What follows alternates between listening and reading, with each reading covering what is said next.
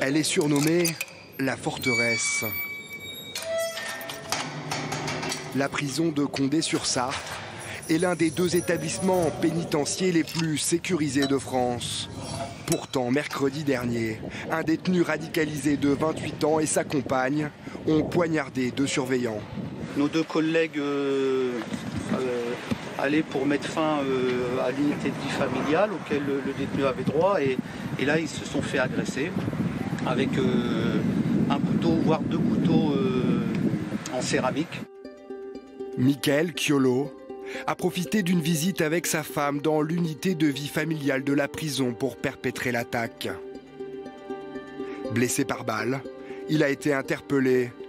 Sa femme est morte pendant l'assaut mené par le raid. Le détenu, en se jetant sur les surveillants pénitentiaires, avait crié « Allah Akbar », qu'il disait vouloir venger Cherif Shekat, individu mis en cause dans l'attentat commis à Strasbourg le 11 décembre 2018.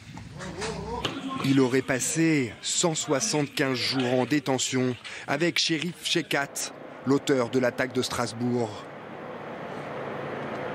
Mickaël Chiolo s'est converti à l'islam en 2010. Mais c'est en prison qu'il bascule dans l'islam radical. Il s'agit d'un détenu de droit commun. Cette personne a été condamnée à 30 ans de réclusion criminelle pour arrestation, enlèvement, suivi de mort et également de vol avec arme. Il doit sortir en 2038, il devait sortir en 2038. De la délinquance à l'islam radical. C'est en détention qu'il rencontre sa compagne, Hanan Aboulana, âgée de 34 ans, elle aussi radicalisée.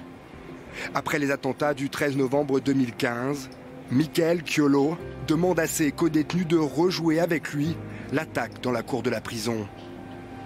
Pour ces faits, il est condamné à 1 an de prison pour apologie du terrorisme. Un jeune homme peut-être un peu marginalisé qui était en rupture familiale depuis un certain temps. Et j'ai le sentiment qu'il y a eu vraiment une bascule après le verdict de la première cour d'assises. Depuis 2015, Mickaël Chiolo était fiché S par les services de renseignement pénitentiaire et donc particulièrement surveillé. C'était quelqu'un qui n'était pas tout à fait simple à gérer et donc il faisait l'objet d'un suivi extrêmement attentif. En France, plus de 1000 détenus de droit commun sont jugés susceptibles de radicalisation.